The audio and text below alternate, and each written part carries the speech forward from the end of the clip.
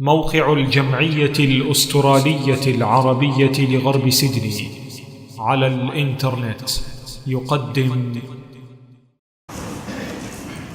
الحمد لله نحمده ونستعينه ونستغفره ونستهديه ونعوذ بالله من شرور أنفسنا ومن سيئات أعمالنا.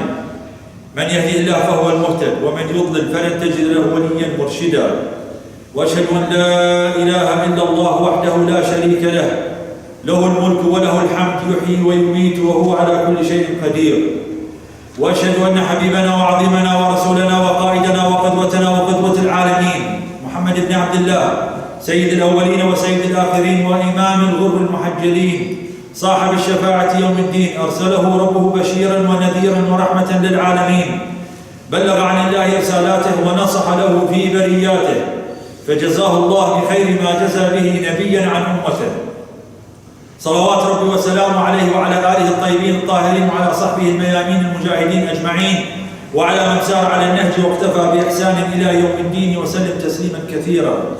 عباد الله، أوصيكم ونفسي الخطاءة بتقوى الله، فإن تقوى الله من تمام الإيمان، ولا تموتن إلا وأنتم مسلمون. وبعد، أيها الأخوة الأحباب، منذ أن جاء فجر الإسلام وأشرقت على هذه الأرض ببعثة نبينا محمد صلوات ربي وسلامه عليه، ولا يزال الشيطان عدوا للإسلام وعدوا للمسلمين وعدوا لنبي الإسلام من قبل.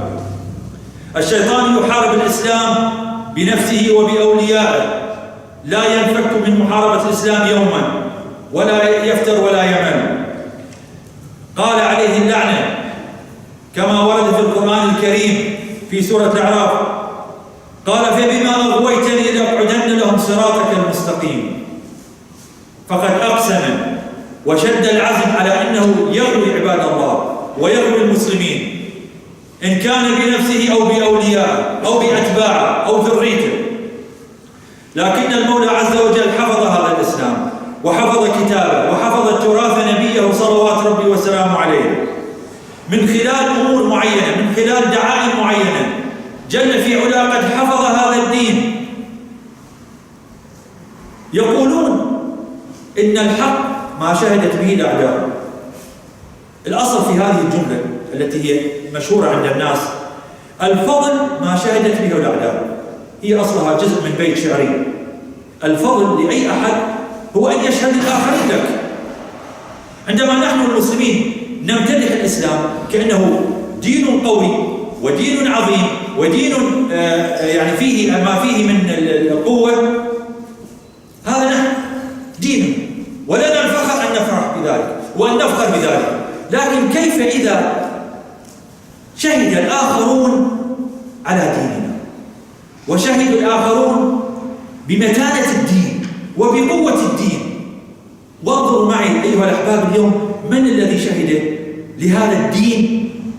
الآن لا نتكلم عن رسول الله صلى الله عليه وسلم، نتكلم عن الدين بشكل عام، كيف شهد له الآخرون. جاء في كتاب الموسوعة الميسرة في الأديان والمذاهب والأحزاب المعاصرة ما نصه. كتب أحد المبشرين في بداية القرن العشرين الماضي، في بداية القرن الماضي عندما سقطت الخلافة الإسلامية الدولة العثمانية وانتهى الحكم الإسلامي من على وجه الأرض، لم يبقى أمام غير المسلمين أيا كانت ديانتهم إلا أن يغيروا الناس، يغيروا دينهم. فبعث المبشرين في كل البلدان الإسلامية، كل البلدان بعث المبشرين ليغيروا الناس ويحولوهم من دين الإسلام إلى دين النصارى أو أي دين آخر. المهم يغيروا المسلمين. وكلكم قد سمع في أجدادنا الأولون في بداية القرن العشرين الماضي كيف أن يأتي هذا المبشر فيجلس يغري الناس بالأموال وبالأكل وبالطعام. الناس كانوا فقراء، يتكلم عن الديانة وعن سيدنا المسيح عليه السلام كونه إله وابن إله كما هو يدعي. في نهاية المطاف كان عندنا في العراق يقولون عندما يذكر لهم إحدى عجائب إلهه المزعوم عيسى عليه الصلاة والسلام، يقول الناس اللهم صل على سيدنا محمد وعلى آله، فعجزوا. وفي مصر يقول الناس وحدوه، فعرف الناس أنه قد خاب ظنهم ولم يفلحوا فيما أتوا من أجله. رئيس المبشرين في مصر، وكلامه ينطبق على كل البلاد الإسلامية. كتب مقالة قال فيها: سيظل الإسلام صخرة عاتية تتحطم عليها كل محاولات التبشير والتنصير ما دام للمسلمين هذه الدعائم الأربع. نحن بداية الكلام قلنا الحق والفضل ما شهدت به من؟ الأعداء الآخر. الإسلام سيظل صخرة تتحطم عليها كل محاولات التبشير والتنصير ما دام في الإسلام هذه الأربع. ما هي الأربع؟ يا عدو الله: القرآن والأزهر واجتماع الجمعة الأسبوعي ومؤتمر الحج السنوي العام. أعيد: الأربعة: القرآن والأزهر. الأزهر يعني علماء، في كل مكان هناك جامعات إسلامية وعلماء، ليس بناية الأزهر. القرآن والأزهر والاجتماع الجمعة الأسبوعي الذي شرفنا الله المتحدث والحاضرون أن نحضر الجمعة الأسبوعي، واجتماع السنوي ومؤتمر السنوي الحج العام. شرح هذه الأمور العلامة المجتهد الشيخ يوسف القرضاوي حفظه الله تعالى، وهذا ما إن شاء الله سنحاول أن نركز عليه في أكثر من لقاء، على هذه الدعائم الأربعة كيف اصطدم فيها هذا عدو الله ولم يفلح في أن يخترق صخرة الإسلام إلا قليلا هنا وهناك، وهذه لا تعد. الأولى هو سيكون حديثنا اليوم معكم أيها الأحباب القرآن الكريم. تحدثنا في أكثر من لقاء على هذا المنبر المبارك ومع حضراتكم أيها الطيبون والطيبات عن القرآن الكريم، لكن تعالوا اليوم نحفظ كمسلمين كما شهد لنا ذاك عدو الله إن هذا القرآن هو الدعامة الأولى للمسلمين. تعالوا نحفظ جميعا تعريف القرآن. لو سألتك أو سألك أي أحد أو سألك ابنك ما هو القرآن الكريم، تقول كتاب الله أو المصحف. لا، نريد تعريف دقيق نثبت عليه ونحفظه في قلوبنا ونعي معانيه. عرف القرآن علماء الأصول وعلماء اللغة بخمسة أشياء: هو كلام الله المعجز المنزل على محمد صلى الله عليه وآله، المكتوب في المصاحف، المنقول بالتواتر، المتعبد بتلاوته. نحفظ هذه كل مسلم ومسلمة، وحفظوها أبنائكم وزوجاتكم. القرآن هو كلام الله المعجز المنزل على محمد صلى الله عليه وآله، المكتوب في المصاحف، المنقول بالتواتر، المتعبد بتلاوته. كيف هو؟ الأولى: كيف كلام الله المعجز؟ ذكرنا سابقا أن الكلام صفة المتكلم. من خلال كلام الإنسان تعرف أن هذا الإنسان متعلم، جاهل، من القرية، من المدينة، من الخارج، أوروبي، عربي، عجمي، من كلامه تعرف. فالكلام صفة المتكلم، بما أن الله سبحانه وتعالى لا متناهي الصفات، لا يمكن أن نحد الله بأن نقول صفة الجمال عند الله هذا حكم، لا يمكن أن نحد صفات الله، فكلامه أيضا لا متناهي. كلام الله غير متناهي، ولا يمكن لأحد أن يحد بكلامه، يقول أنا وعيت القرآن، حفظت القرآن، نعم، لكن وعيت القرآن كاملا لا يمكن، لأنه كلام الله. والمسألة جدا بسيطة، جدا سهلة أيها الأحباب. لو كان القرآن كلام أحد البشر لوعيناه وحفظناه وقارناه وقارعناه وغلبناه، لكنه كلام ليس من جنسنا، كلام من خلق البشر، لذلك نقف عند حدودنا. عقلا لا يمكن، لأنه كلام من خلق لي اللسان، خلق لي الأذن، العين، العقل الذي يعقل به هذا القرآن، اللسان الذي يتلو هذا القرآن. فلا يمكن الذي خلقني وخلق الأدوات أن أحيط بكلام الله سبحانه وتعالى.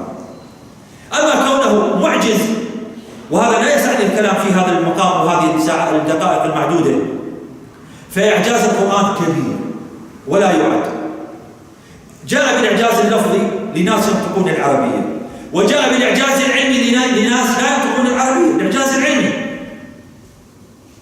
وجاء بالإعجاز الطبي في قضية خلق الجنين وغيره، وهذه المسائل التي أسلم بسببها كثير من غير المسلمين، وجاء بالإعجاز الاقتصادي، وجاء بالإعجاز الاجتماعي، وجاء أخيرا وليس آخرا. انتبه، أخيرا وليس آخرا، لأنه لا تنتهي عجائب هذا القرآن ولا تنتهي فوائد هذا القرآن. أخيرا وليس آخرا، الإعجاز العددي. كلنا يعلم إعجاز عددي في القرآن الآن اكتشفه الأفاضل والعلماء. فالكلام الله المعجز، لأن كلام الله هناك كلام لله سبحانه لكنه ليس معجز كالأحاديث القدسية. فكلام الله المعجز هو هذا أول تعريف القرآن الكريم. الثاني هو المنزل على محمد صلوات ربي وسلامه عليه. لماذا خص التعريف المنزل على محمد؟ ممكن أن نقول كلام الله المعجز المنقول بالتواتر المكتوب في المصاحف المتعبد تلاوته، لكن قلنا قال العلماء المنزل على محمد صلى الله عليه وآله وسلم لأن هناك كتب وكلام من الله نزل على غير محمد فلا نسميها قرآنا. خرجت بهذا التعريف عندما قلنا المنزل على محمد خرجت ماذا؟ التوراة، الإنجيل، صحف إبراهيم، صحف شيث، كل هذه خرجت. إذن فقط الكلام الذي نزل على محمد هو قرآن، نزل على غير باقي الأنبياء ليس بقرآن. المكتوب في المصاحف، وهل هذه مشكلة يعني حتى نضعها في التعريف؟ لا، وضعناها في التعريف، وضعها العلماء في التعريف. كلام الله المعجز المنزل على محمد صلى الله عليه وسلم المكتوب في المصاحف، لأننا كمعشر المسلمين ليس عندنا قرآن آخر للعلماء وقرآن للعوام، هذه غير موجودة في ملة الإسلام. قرآن المسلمين، كتاب المسلمين المقدس، كل أحد يستطيع أن يشتري، كل أحد يستطيع أن يقتني، ليس له ثمن، يقتني.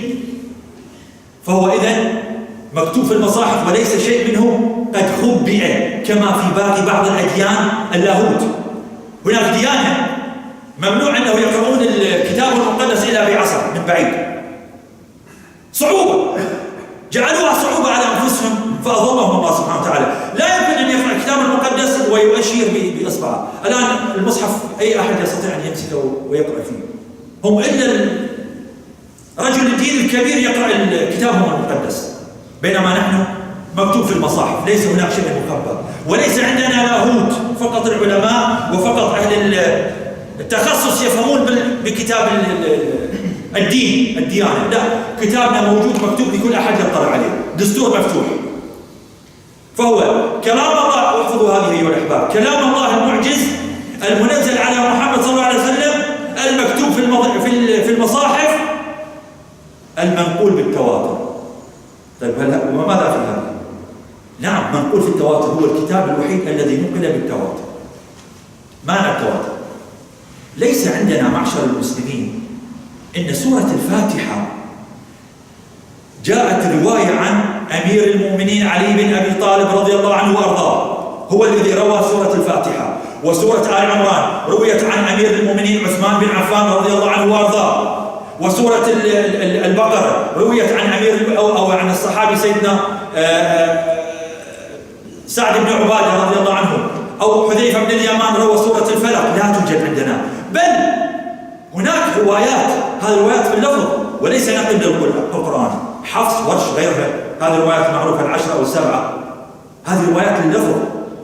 لكن القرآن لا يوجد عندنا سند للقرآن يمتد إلى فلان صحابي، لا يوجد عندنا، بل عشرات الآلاف من الصحابة جيل نقلوا هذا الكتاب إلى الجيل الذي بعد عشرات الآلاف، وهذه غير موجودة إلا في هذا الكتاب، إلا في هذا الكتاب.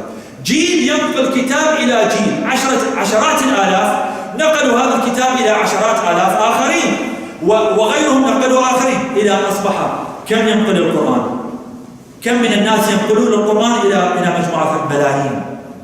ملايين تنقل هذا الكتاب إلى ملايين أخرى، ويورثوهم الكتاب وملايين أخرى وملايين أخرى. نحن الآن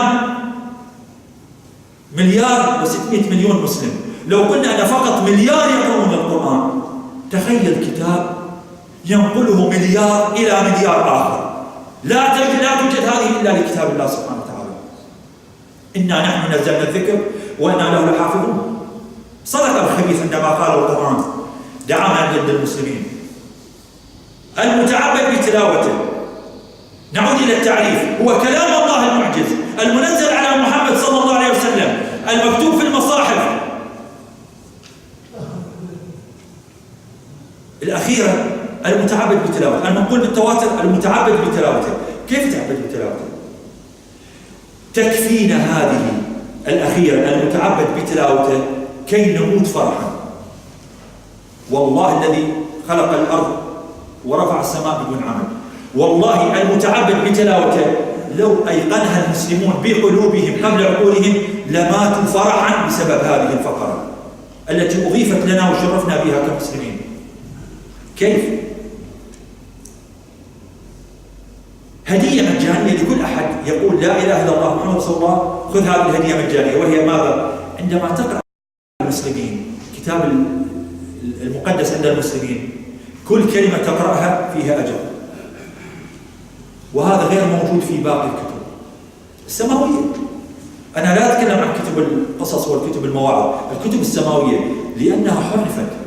فالآن لو جاء إنسان يقرأ الإنجيل أو يقرأ التوراة أو يقرأ أي كتاب سماوي، هل هو نفس الكتاب الذي نزل على عيسى؟ لا، إذن ليس يتعبد بتلاوته حسب ما يتناهى إلى علمه. لكن كتاب الله القرآن الكريم لأنه باقي، ومثل ما أنزل من اللوح المحفوظ إلى بيت العزة في السماء الدنيا إلى محمد عليه الصلاة والسلام عن طريق الوحي جبريل عليه السلام هو باقي مثل ما هو. فلذلك عندما تقرأ تتعبد بتلاوته حتى يثبت في القلوب. الله سبحانه وتعالى أعطى هذا الأجر، أعطى هذا الأجر. جاء في حديث الرسول عليه الصلاة والسلام عند الإمام الترمذي قال عليه الصلاة والسلام من قرأ حرفا من كتاب الله، وجميع الأمة يعلم هذا الحديث، من قرأ حرفا من كتاب الله فله حسنة والحسنة بعشر أمثالها. ثم فصل صلى الله عليه وآله وسلم قال لا أقول ألف لام ميم حرف، ولكن ألف حرف لام حرف ميم حرف. بمعنى كلمة كان أحمد في الخطبة اليوم، كلمة كان رجل في بيته، هاي ثلاث أحرف ليس فيها أي فضل فيها. تقول كان رجل في بيته، كان الولد في المدرسة. عندما تأتي في القرآن الكريم وكان الله غفورا رحيما وكان الله عليما، كلمة كان هنا فيها 30 حسنة.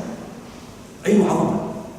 نحن نعم كشعب كمسلمين اليوم مقصرون في قراءة القرآن، هناك تقصير واضح، لكن لا زلنا نقرأ القرآن حتى لو على الموتى، حتى لو في المناسبات من سنة إلى سنة، لكن لا زلنا نقرأ القرآن. وهذا الجانب الطيب في الموضوع، متعبد بتلاوته. إن معدل الصفحة الواحدة أيها الأحبة فيها حدود 500 حرف، 500 حرف في الصفحة الواحدة. أي من قرأ صفحة في اليوم أخذ مجانا في صحيفة أعماله 5000 حسنة، صفحة واحدة. تريد أن تزيد اقرأ صفحتين، تزيد اقرأ 10، اقرأ 5، كل صفحة ب5000 حسنة، والله يضاعف لمن يشاء. لكن أن تقرأ بنية القرآن الكريم، لا تقول الكلام بنية كلام عادي.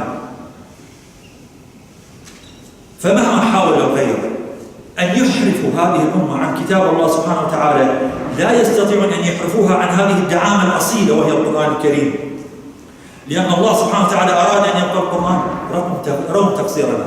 انظروا إلى الاختراع الحديث، انظروا إلى هذه التقنية الحديثة التي بين أيدينا جميعا حتى الأطفال. أرادوا أن يشغلوا الناس بهذه التقنية، فيها فوائد، نعم، فوائد كبيرة وعظيمة، نعم، لكن أيضا فيها شرور وفيها مفاسد وفيها وكلنا يعرف هذا. بالله عليك، نادرا ما تجد المسلم لا يوجد قرآن في جواله، في موبايله، لأن القرآن دخل في هذه الآية والناس تتسابق، عندي قرآن وهذا يقول لي قرآن بالصوت الشيخ الفلاني. فالله سبحانه وتعالى غالب على أمره ولو كره الكافرون. هذه الدعامة الأولى أيها الأحباب لا توجد عند أحد سوى نحن أهل الإسلام، ولا نمل منها ولا نتركها مهما فعلوا. موجود القرآن وليس يبقى القرآن. أختم كلامي مع حضراتكم، أي كتاب على وجه الأرض تقرأه لا يمكن أن تستفيد منه إلا إذا امتحنت به ونجحت، أو فهمت هذا الكتاب ثم طبقت ما في الكتاب. أي كتاب في الأرض لا يمكن أن تستفاد منه إلا إذا قرأته، ثم بعد أن تقرأ ليست هناك فائدة، تمتحن في هذا الكتاب وتأخذ شهادة أو تطبق ما موجود فينالك الفائدة المعينة بسبب هذا الكتاب، إلا كتاب الله سبحانه وتعالى حتى لو قرأت وأنت لا تفهم شيئا من الكتاب تؤجر. وإلا الأخوة العجم، معظم إخواننا العجم، 1,600,000 مسلم معظمهم من العجم، الناطقين بالعربية لا يتجاوزوا 300 مليون أو 400 مليون بالزايد. أين الباقي المليار؟ لا يفهمون العربية، لكن عندما يقرؤون القرآن بنية كلام الله سبحانه وتعالى يؤجرون. وهذا الفضل لا يأتي إلا من رب السماوات والأرض. أقول قولي هذا واستغفر الله ولكم ولسائر المسلمين فاستغفروه. All praise and thanks due to Allah, the most gracious, most merciful. We ask Allah subhanahu wa ta'ala to raise the rank of the Prophet Muhammad sallallahu alayhi wa sallam. Brothers, today the khutbah, the Sheikh started with the ayah, Bismillah ar-Rahman ar-Rahim. This is what the shaitan said in the Holy Quran. قال فما أوغيتني لأقعدن لهم صراطك المستقيم, which means, because you have put me in error, I will surely sit in waiting for them on your straight path. As you all know, shaitan is our ultimate enemy, and was the ultimate enemy to the Prophet ﷺ, and the ultimate enemy to the Quran and to the Islam. But in this khutbah and in the next few khutbahs, the Sheikh will tell us a few strong pillars that actually supporting Islam to keep it going very strong still after nearly 1,400 years. One of the missionaries said in the beginning of the 20th century that the Islam is like a very tough rock. It will not smash with many mission of Christianization and evangelism. And the reason is because they have 4 strong pillars that Islam is sitting on. And the Sheikh is telling us about the 4, and he's going to go in details this khutbah and the next few khutbahs. And these 4 pillars is what's keeping Islam going very strong despite all the enemies, all the hatreds you can see on the media. The first one is the book, the Holy Quran. Second is the largest religious Islamic education institution in Egypt, Al-Azhar. And number 3 is